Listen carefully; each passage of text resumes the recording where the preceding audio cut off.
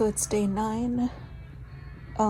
It's really hot where I live, so I decided to go to Walmart and do my walk today. I walked the entire store several times and kept track of my steps and tried to keep it where I was yesterday. So spent a lot of time in the cooler section because it is hot here. So listening to myself on video, that's part of why I'm doing this. It's not for you all yet, unless it does help somebody. I don't see how this could, but helpful to me to be aware of myself and how I am talking. And I do say a lot. I wasn't aware of that. Wasn't aware of how measured I sound when I talk either. And it's interesting to know what knowledge we have in our head versus what is coming out of our mouths and what is coming out in our actions. I read a ton of self-help books, and I could quote, what you're supposed to do all day long. When it comes to doing it, I am not doing it. And I don't want to be a person of excuses. I'm trying to figure out why, when I want to change, I'm not changing.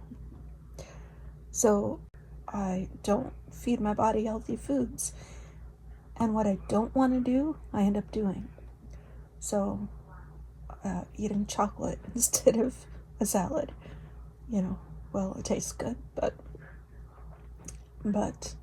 we know what we want to do and still don't do it. So part of this is me learning why I'm not doing what I need to do and becoming self-aware of just how I am, how I talk, any excuses I have coming out, and aware of my time, where it's going. So I've heard something about it being almost impossible to how does it go? If you're in a bad environment, it's hard to outperform or outdo that bad environment. You're always going to fall to the level of the environment, whether it be the people you surround yourself with, or if your house is messy, or if you're, in a certain area and you need to be somewhere else in order to thrive. I pretty much live in chaos in my home. I feel like I'm in a mental institute. It's just chaos and depressing. I have very little privacy, which is why most of my videos are kind of in hushed tones. But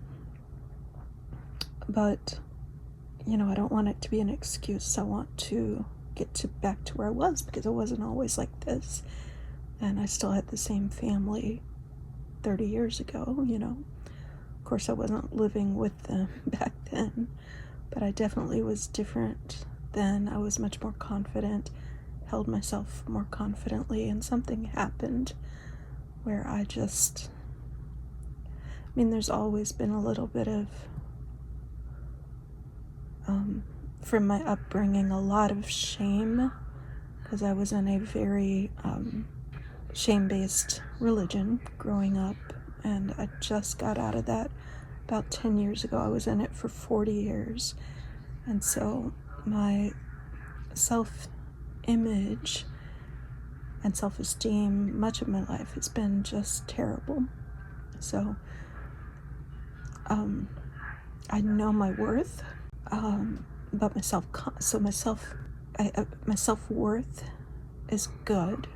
I know I'm a worthy person, but my self-confidence and my self-image is pretty low. I think when we're not living up to our potential and we've been told terrible things, I'm not going to use that as an excuse, but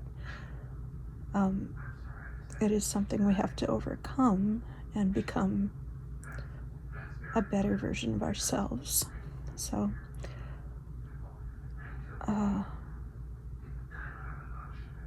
I didn't realize how timid I sound. And again, part of this is just trying to have some privacy in my home where I don't have any at all. And part of it is being self-conscious. So when I talk normally, I don't think I talk like this, but I probably do, if I'm to be honest. And this level of timidity and almost scaredness that I'm hearing in my voice is never going to get me to the person I want to be or the person I feel inside. I have had jobs with a lot of responsibility, leading departments and people and staff, and I'll get into my talking about my field later, but in my field, I was an expert in my field and led departments, created departments, and at this point in my life, I'm working for other people, and it's, at 50 years old, almost 50 years old, 3 months to my birthday today, I don't feel you should be there when you have other dreams that are so huge. But you have to be the person you want to be, and this person that is talking on this video, so timid and shy and not making the changes, is not the person that's going to get her dreams. It's just, I don't see it happening like this, so something's got to change. Einstein said something about we can't solve our problems with the same level of thinking. And like I said, I read a lot of self-development books, watch a lot of YouTube, but something is not clicking into action from my knowledge to real life, and I'm not putting something into practice in my real life, and something, I guess, in my head too is not clicked to where I need to be and want to be. Anyways, lots of reflection, and I'm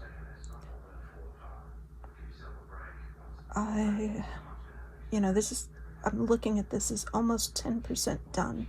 I got on the scale, I was the same weight.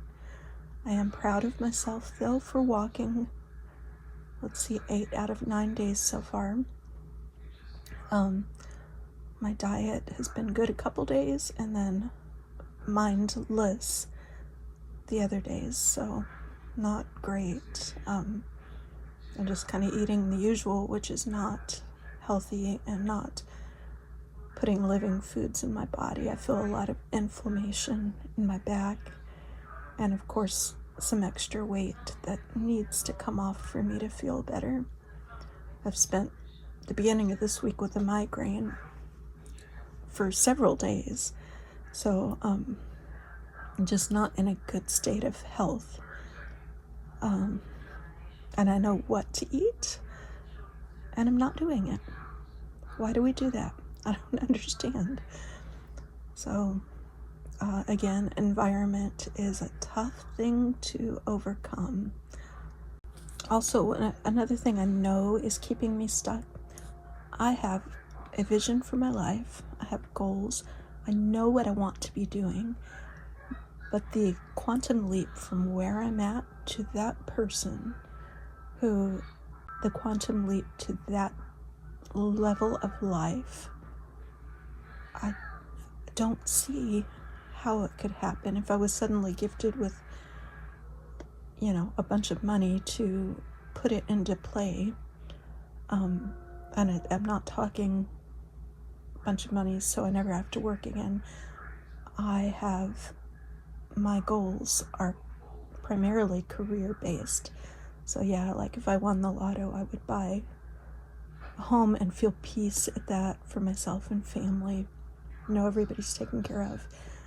but I'm not the type of person who would just go lounge on a beach and travel. Traveling would be fun, but my main goals are project driven and career driven and changing things in the world driven. Things I want to see happen and things I've been trained in, I went to school for and worked in up until a few years ago. In a roundabout way, I still do, but it's on a very tiny scale right now. It's nothing like I want, and it's for somebody else. But anyways, I definitely want to be whatever the next. That leap is so huge, I don't know how to get there. So next step for me would be finding some way to earn a living, preferably working for myself, or working for something that wasn't so distracting. What I've been doing the last few years is so distracting and time consuming with minimal payoff. And it seems I keep hopping from one to the next thing like this, and I'm not building anything. I'm failing in the wrong things, almost. I'll set my ladder up against one wall and start climbing it and go, oh, no, I do not need to be doing this. It's going to take up too much time, be too stressful for me. And so, I repivot and try something else. There are a bunch of things I could be doing. I don't know the best route to go that's going to just help me, make a living, which is primarily much of my stress. And then I feel like I have decision paralysis or something. You've heard of fight or flight. I feel like I'm in freeze, and I have been in freeze for a very long time. I don't know what the best next step to take is. And even when I do pick something, if I start working on it and I don't see payoff, I stop. And so I need to figure out how to pivot in the correct direction and start taking steps and stick with it. So, because the time is going to pass anyways. So I will be back tomorrow.